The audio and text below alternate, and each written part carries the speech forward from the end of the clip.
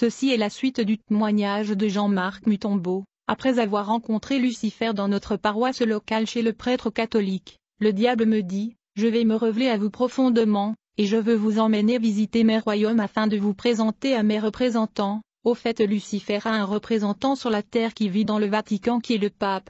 Il a également un représentant dans le premier ciel, le deuxième ciel, le troisième ciel, le quatrième ciel, le cinquième ciel et le sixième ciel. Il a également un représentant dans le royaume sous-marin. Aujourd'hui je veux continuer avec témoignage là où je me suis arrêté la dernière fois. Je parlais de la reine du sud, la reine du midi qui est le souverain du premier ciel. J'ai dit que le principauté qui gouverne le premier ciel était la reine du midi appelée aussi reine du sud, qui a pour responsabilité d'incarner les démons de l'espace de son royaume et de les envoyer sur la terre. Elle les envoie sur la terre comme de missionnaires de Satan. Des démons qui sont nés sur la terre de façon mystique sont appelés des avatars en termes occultes.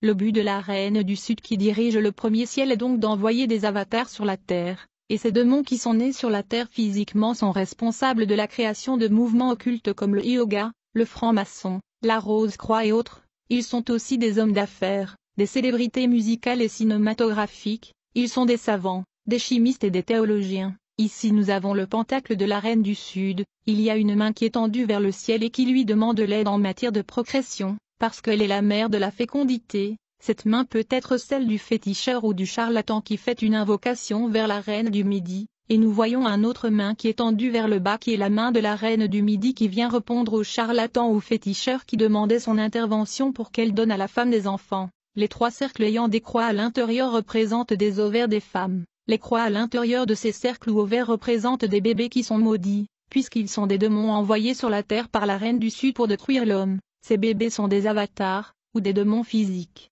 La deuxième responsabilité de la reine du midi consiste à envoyer et propager la maladie sur la terre, et ces maladies sur la terre voyagent en espace comme des flèches, précisément à midi et à minuit qui sont des heures de pointe pour les royaumes de ténèbres. Il est écrit dans Psaume 91 verset 5, « Tu ne craindras ni les terreurs de la nuit, ni la flèche qui vole de jour, ni la peste qui marche dans les ténèbres, ni la contagion qui frappe en plein midi. » Ce verset biblique parle des maladies et des flèches qui sillonnent la terre à midi et à minuit. Nous parlons de la reine du midi qui lance des maladies sur la terre à midi et à minuit. Elle est aussi invoquée à midi et minuit. Après cette visite au premier ciel, nous avons voyagé au deuxième ciel avec le diable lui-même. Le deuxième ciel est un royaume dans le firmament qui est gouverné par la reine du ciel qui a pour mission d'inspirer les hommes sur la terre de créer des fausses religions occultes et apostates. La reine du ciel est une sirène de l'espace qui s'appelle Marie Marguela, ou Marie de Marigüe. Au fait elle a beaucoup de noms puisqu'elle est adorée dans plusieurs pays du monde.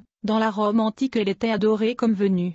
En Éphèse elle était adorée comme Diane. Les Anglais l'appellent Notre-Dame. D'autres l'adorent comme Ithar et d'autres comme Aphrodite. Comme vous pouvez le voir nous avons ici le pentacle de la reine du ciel. Si vous prenez le chaînette de sœur catholique et vous les tournez vous verrez ce pentacle, qui est appelé médaille miraculeuse de la Sainte Vierge Marie. Mais elles ne vous diront jamais c'est quoi la lettre M, et le 12 étoiles autour de la lettre M. Nous constatons qu'il y a 12 étoiles autour de la lettre M. En fait cette lettre M est l'abréviation de nom Marguela, ou Marie Marguela, qui est le nom de la reine du ciel. Elle est la soi-disant Sainte Vierge Marie, la mère du Christ. La reine du ciel Marie Marguela a 12 esprits autour de son trône qui sont représentés ici par 12 étoiles dans ce pentacle. La reine du ciel a pour mission de signer des pactes et des alliances avec des hommes qui veulent commencer des nouvelles cultes ou nouvelles religions sur la terre. Elle a pour but d'amener l'humanité à adorer faux dieux et des idoles par l'entremise de fausses religions et groupes cultes. Ceci est sa mission. Elle envoie les 12 esprits qui entourent son trône en mission sur la terre de temps en temps.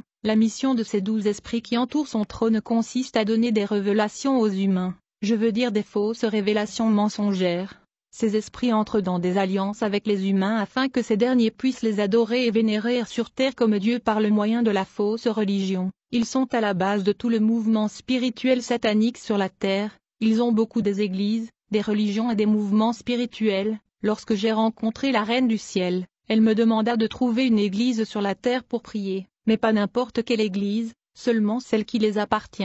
La reine me dit, vous devriez vous choisir une église ou un mouvement religieux relié à mon royaume. Puis elle dit, mes églises et mes religions peuvent être identifiées par des signes et des symboles que vous devriez connaître. Alors elle me montra des signes et des symboles qui identifient les églises et les mouvements religieux qui lui appartiennent. Bien-aimé, il est écrit dans Jérémie 10 verset 2, Ainsi parle l'Éternel, n'apprennent pas le chemin des nations, et ne soient pas effrayés par les signes des cieux, bien que les nations soient terrifiées par eux.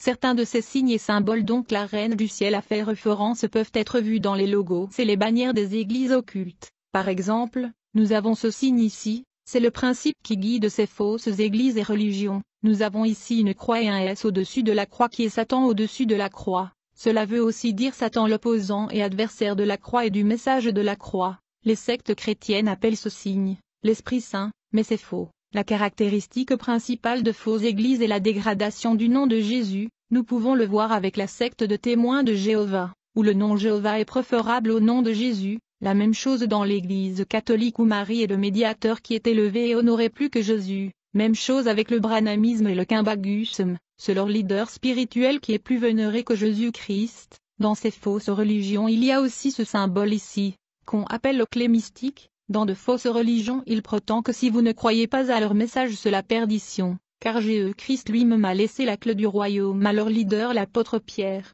Mais en vrai dire cela n'est pas le cas. Vous pouvez voir cette clé sur le cercueil du pape.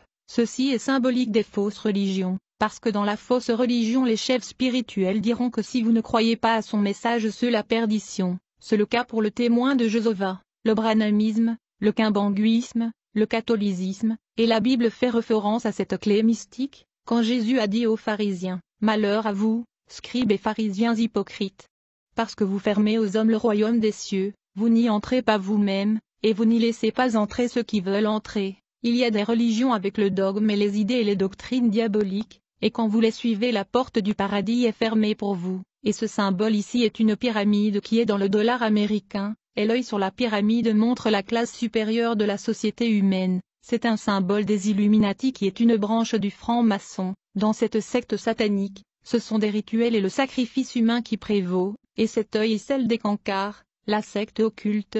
Il s'agit du développement du troisième œil. Il existe 4 créatures vivantes devant Dieu et les 7 esprits permettant à Dieu de voir tout le monde. Le troisième œil est au milieu de l'affront. Un jour, j'avais rencontré un démon au nom de Brahma. Il a 4 faces et 4 mains, il est le démon de la révélation. Cette croix que vous voyez ici est également dans le vêtement de prêtre catholique, et sur ces vêtements il y a ces lettres qui sont la lettre I, la lettre H, la lettre S, et la lettre O, qui sont l'abréviation des noms des dieux égyptiens, à savoir, le dieu ici, le dieu Horeb et le dieu Seth. À l'intérieur de ce cercle, il est écrit « Vous tous venez à moi ». Qu'est-ce que cela signifie?